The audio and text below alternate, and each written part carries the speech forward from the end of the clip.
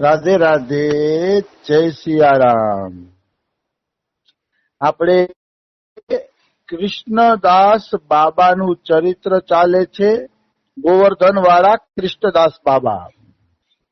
કૃષ્ણદાસ બાબા જય કૃષ્ણદાસ બાબા પાસે સમાધાન માંગવા જાય છે કે હું ગોવિંદ દેવજી મંદિરનો પ્રસાદ લઉં છું તો પણ કામ વિકાર શા માટે સતાવે છે. વારંવાર આ રિપીટ એટલે કરું છું કે આપણે આખા પ્રસંગની ખબર પડે. તો જય કૃષ્ણદાસ બાબા સમાધાન આપે છે કે લીલા કલરનું ઝાડવું હોય અને એને પાણીમાં ડુબાડવામાં આવે અને પછી અગ્નિ લગાડવામાં આવે તો ધુવાણો જ થાય, એમાં બીજું કઈ થતું નથી. એવી રીતે વૈરાગ્યની અગ્નિમાં સૂક્યા વગર લગભગ ભક્તિ રૂપી અગ્નિ છે એ લાગતી નથી. નિશ્ચિત એમાં કોઈ એટલે કોઈ શંકા નથી. તો આ જય કૃષ્ણદાસ બાબાના શંકાની સમાધાનથી કૃષ્ણદાસે જયપુર છોડી દીધું અને ગોવિંદ દેવજીનો રાજભોગ પ્રસાદ કરવાનું પણ છોડી દીધું. અને નિશ્ચય કર્યો તો કે કોઈ મંદિરની અંદરથી પત્તલ જમવી જ નહીં, કારણ કે મંદિરમાં કેવાનો પૈસો લાગતો હોય, કોનો કોનો લાગતો હોય, કઈ નક્કી નથી હોતું. એટલે એને મંદિરમાં પણ જમવાનું બંધ કરી દીધું. તો કે તો ક્યાં આવી ગયા? તો કે જેને ખરેખર ભજન કરવું છે અને આ બધી વસ્તુથી બચવું છે એને તો કોઈ વ્રજભૂમિની અંદર એકાંતિક જંગલ હોય ને એ જગ્યામાં ભાગી જવું જોઈએ. નિશ્ચિત, એમાં કોઈ શંકા નથી. તો કૃષ્ણદાસ બાબાએ જયપુર છોડી દીધું. જયપુર છોડીને નંદગામની અંદર દોમન વન, 2 મીલ વન પણ કહે છે. 2 મન 2 છે પણ એનું મન અથવા તો 2 મીલ વન. 2 મીલ વન એટલે જ્યાં રાધા કૃષ્ણ બે રોજ મળે છે એટલે એને 2 મીલ વન કહેવામાં આવે છે.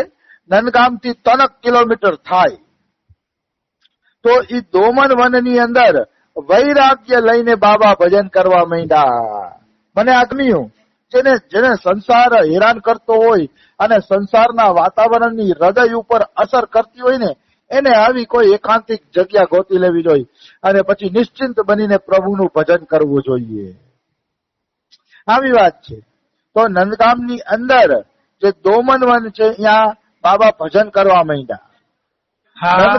નંદગામ જાય એક ભિક્ષા કરવા માટે. નંદગામ જાય અને ભિક્ષા માગી આવે અને ભિક્ષામાં શું કરે? લોટમાં લીમડાના પત્તા નાખી દે અને લીમડાના પત્તા નાખીને પછી એને પાણી એમાં હલાવીને પછી બાટીમાં જે બાટીની જેમ શેકીને પોતે ખાઈ લેતા. મતલબ નંદગામથી ખાલી લોટની જ ભિક્ષા કરતા, સબ્જી માંગતા નહીં, સબ્જી ન માંગતા નહીં, સબ્જી ખાતા નહીં. બાબા લીમડાના પાંદડા નાખીને એની બાટી બનાવીને શેકીને એ ખાઈ લેતા અને આ રીતે ભજન કરતા બાબાએ. મતલબ કેટલો બધો એનો વૈરાગ્ય. હવે અહીંયા પ્રશ્ન થાય, મારે પછી બધું લેતું જવું પડે. ઘણા લોકો એમ કે અમે તો ગ્રહસ્થી છીએ, શાક રોટલી સંભારો દાળ ભાત શાક બધું જમીએ છીએ, તો અમારો વૈરાગ્ય કેવી રીતે પાકશે? તો કે ભાઈ એવું જરૂરી નથી કે બાબા કરે એવું જ કરવું. ભલે તમે દાળ ભાત શાક રોટલી સંભારો જમો, કઈ વાંધો નહીં, પ્રસાદ માનીને જમો અને એમ માનો કે હું આ શરીર સારું રહેશે તો વધુ ભજન કરી શકીશ એટલે જમું છું. એવા ભાવથી જમો તો કોઈ જમવામાં વાંધો નથી. એવી રીતે જમો અને પછી તગડું ભજન કરો. એટલે જેને જેમ ભગવાન રાખે એમ, કોઈને વૈરાગ્યથી રાખે, કોઈને ગ્રહસ્થાશ્રમમાં રાખે. જે મૂળવાદી છે કે ભગવાનમાં મન લાગવું જોઈએ. બાબાને વૈરાગ્ય કરીને મન લાગતું હતું તો એના માટે વૈરાગ્યનો રસ્તો બરાબર છે. મારા જેવાને ખોટું શું? 3 ટાઈમ જમવા જોઈએ. 3 ટાઈમ જમવું તો મન ભગવાનમાં લાગે, નકર ન લાગે. અને મજાની વાત છે, ડોંગરેજી મહારાજે એવું લખ્યું છે કે કૃષ્ણ ભગવાન દ્વારિકામાં 13 વખત જમતા.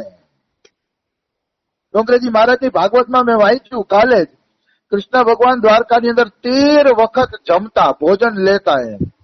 તો ભગવાન 13 વખત લેતા હોય આપણે 3 વખત કઈ વાંધો નથી, પણ એટલું જરૂર હોય 3 વખત ભોજન લઈ તો તગડું ભજન કરીને દેવાનું. કારણ કે આપણે ગાડીમાં પેટ્રોલ શું કામ નાખી છીએ? ગાડી સરસ રીતે હાલે અને આપણે આપણી મંજિલે લઈ જાય. એમાં શરીરને પેટ્રોલ એટલે આપી દીધી કે આપણા મંજિલ તરફ રહી જાય, આપણે ભગવાન તરફ લઈ જાય, એટલા માટે જમીએ છીએ. તો જમવામાં પણ ફરક હોય છે. ભગવાન માટે જમવામાં આવે તો કોઈ દોષ નથી. હું આ એટલે લેતો જાઉં છું કારણ કે ગ્રહસ્થ ભક્તો પણ આ સત્સંગ સાંભળે છે, એટલે મારે બે પક્ષ લેવો પડે, કેવલ વૈરાગ્યનો પક્ષ લેવી ન ચાલે. તો બાબા તો લોટમાં લીમડો નાખીને બાટી બનાવીને શેકીને પછી પોતે જમી લેતા. એટલે ધીરે ધીરે બાબાનું શરીર દુર્બળ થતું ગયું, ધીરે ધીરે બાબાનું શરીર છે ને નબળું પડતું ગયું. તો એટલું બધું નબળું પડી ગયું કે 2 મીલ વનમાં જે કુંડ હતો એ કુંડમાંથી બાબા પાણી પણ પી શકે એવી સ્થિતિ ન રહી. પાણી નતા પી શકતા કુંડની અંદરથી, એવી એની સ્થિતિ બની ગઈ. તો બાબા કે ઠીક છે, જે થવું હોય છે થશે. પછી બાબા કુંડમાં પાણી પીવા ન જતા અને આમ ને આમ પાણી વગર પણ 2-3 દી નીકળી ગયા. ભગવાન કસોટી તો કરે છે, એવું નથી કસોટી નથી કરતા. પાણી વગર 3 દિવસ નીકળી ગયા. તો પાણી વગર 3 દિવસ નીકળ્યા ને એટલે રાધા રાણીનું હૃદય છે ને વિગલિત થઈ ગયું, દ્રવિત થઈ ગયું.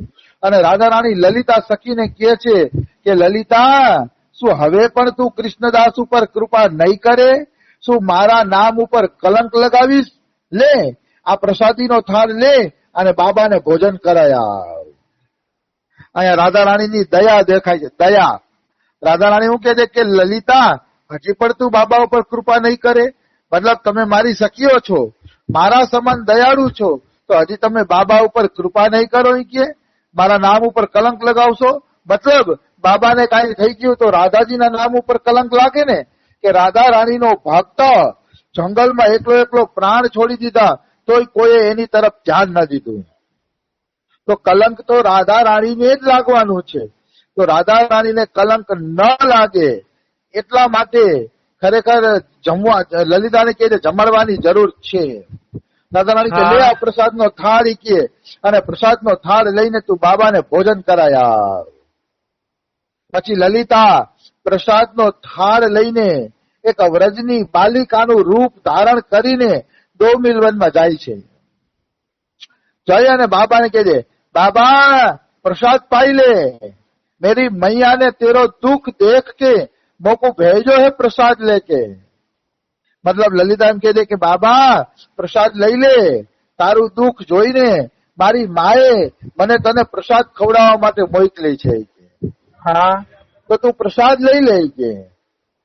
બાબાને એમ થયું ઓ વાણી તો બહુ મીઠી બોલે છે, ઓલો આંખની શક્તિ વહી ગઈ હતી ને જોવાની, એટલે એને વાણી ઉપરથી નક્કી કર્યું કે આ છોકરીની વાણી બહુ મીઠી છે, આ લાલીની વાણી બહુ મીઠી છે. એટલે એને ખૂબ જ આનંદ આવ્યો અને એના નાકમાં લલિતાના શરીરની સુગંધ ગઈ. એ સુગંધથી બાબાના શરીરમાં શક્તિ સંચાર થયો. તો આ બધા દૈવી જીવ છે, લલિતા વિશાખાન આ બધા દૈવી જીવ છે. એટલે એના સાનિધ્યથી પણ બાબાને સુખ મળવા માંડ્યું, એના સુગંધથી પણ બાબાને સુખ મળવા માંડ્યું. આવી વસ્તુ છે. કહેવાનો ભાવ શું છે કે દૈવી જીવો હાજર થઈ જાય ને ત્યાં જ માણસમાં નવી ચેતના અને નવી શક્તિનો સંચાર કરી દે છે. એટલે બાબાએ પ્રેમથી પ્રસાદનું સેવન કર્યું, થાળી આખી પ્રસાદની સાફ કરી ગયા બાબા, અને થાળને વ્રજ રજથી સાફ કરી, વ્રજ રજથી સાફ કરીને પૂછ્યું બાબાએ કે લાલી લે થાળ સાફ થઈ ગયો છે. તો લલિતા આવું પૂછે છે, બાબા તું માગવે તો ક્યો નાઈ જાય? એટલે બાબા તું માગવા કેમ નથી જતો? તારે માગવા જવું જોઈએ ને. તો બાબા હસતા હતા કે લાલી આંખન તે તો દીખે નહીં, માગવે જાવું કેસે? મતલબ આંખેથી તો મને કઈ દેખાતું નથી, આંખેથી દેખાતું નથી તો કેવી રીતે હું માગવા જાવી કે? તો લલિતા શું કે છે, અચ્છા આંખન તે દીખે છે તો જાયો કરે ગો. મતલબ એમ કે આંખથી તને દેખાશે તો તું જાઈશ બાબા કે? તો ક્યો નહીં જાઉંગો? મતલબ તો હું જાવ જ નહીં કે. જો મને આંખથી દેખાવા મળશે તો હું જઈશ જ કે. તો કે ન શું કામ જાવી કે?